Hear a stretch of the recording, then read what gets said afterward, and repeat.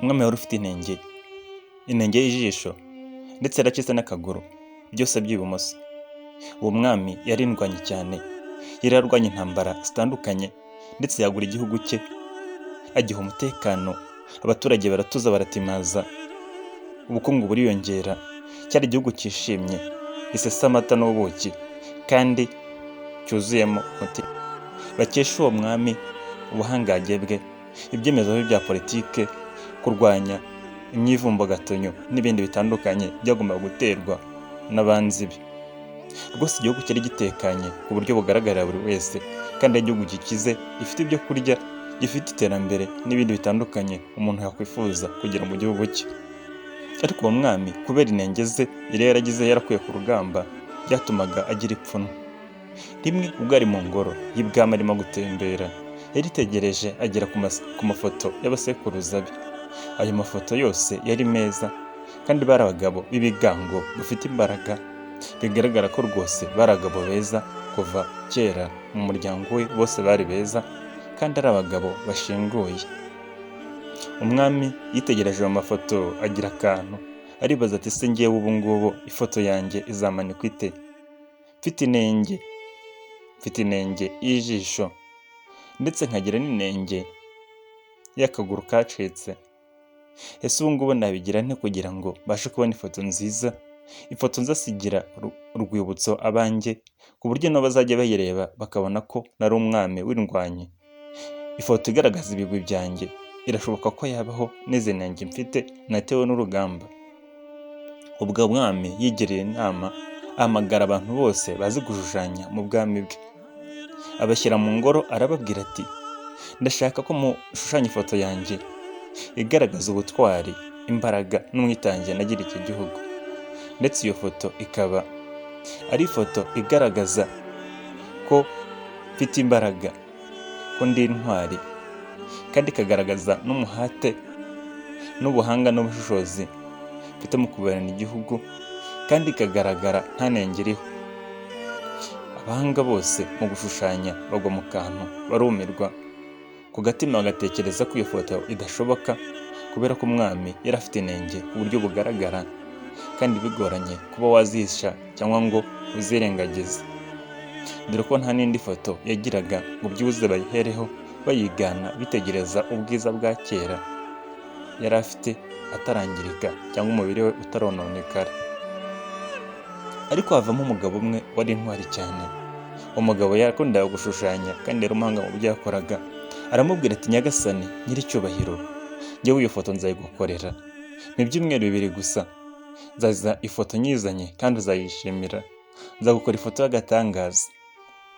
Umwami aramubwira ati yego, genda rwose ndabiguhaye, ugende uyikore witonze ushyizeho umutima wawe wose, hanyuma nyuma y'ibyumweru 2 tuzongera duhurire hano uyizanye uhite umurikira. Umugabo arataha iwe, ariko bose bari bazi ko yiyemeje urupfu, ko nazana ifoto ifite inenge umwami azamuca umutwe ndetse akazimukorera igihanga ako kanya. Umugabo yaragiye agera iwe, ashushanya ya foto, ashushanya ubwira, yitonze kandi atuje, ashyiramo ubuhanga, ubwenge ndetse n'umutima we wose. Ibyumweru 2 bishize, aragaruka mu rukiko rw'ibwami, dore ko ariho umwami yari yateraniye n'abatware be ndetse n'abandi bantu benshi nyamwinshi. Arahaguruka mu bantu ati nyagasani nyiricyubahiro, ya foto yawe ndayizanye. Ubwo umugabo arahaguruka yegera umwami, amuhereza ya foto.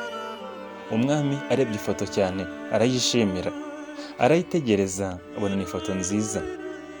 Iyo foto uburyo uwo mugabo yari yashushanyije uwo mwami abanguye icumu mu kiganza, kandi uwo mwami yicaye ku ifarasi, k'akaguru kacitse agahisha mu ruhande y'ifarashi yarebagamo, agana mu rundi ruhande rw'ukuguru kuzima aba ari rwo agaragaza. Kandi uwo mugabo yasaga n'ahari banguye icumu ahicaye ku ifarasi, ijisho rye rimwe ryo rigaragara, irindi risa naho ari aho ryitumbiriye mu rundi ruhande umugabo atashushanyijemo, nyine mu rundi ruhande rw'ifoto. Byagaragara ko rwose uwo mwami afite ubukaka n'imbaraga zo kurwana, kandi afite umuhati wo kurera igihugu cye.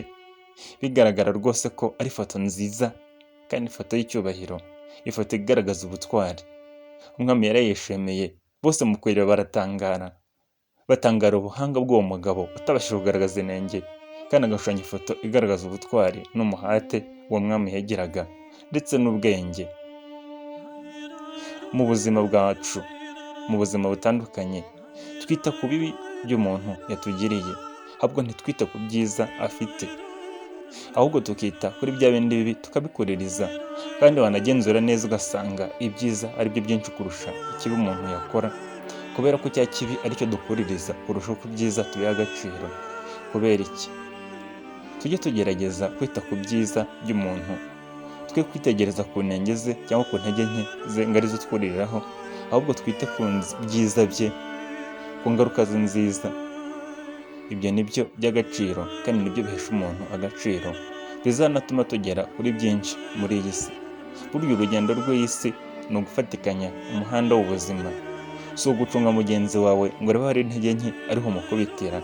Iyo bigenze gutya muhinduka abanzi, cyangwa se ukabaho usa naho wakijwe n'iby'abandi, bya bintu bitaguha umunezero.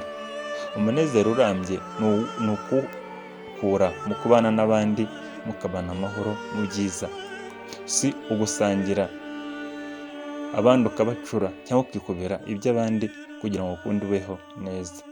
Ukeneye inkuru zivuga ku buzima, wasura urubuga rwacu wa#ubuzima.info.rw, aho uhasanga inkuru zitandukanye zivuga ku buzima.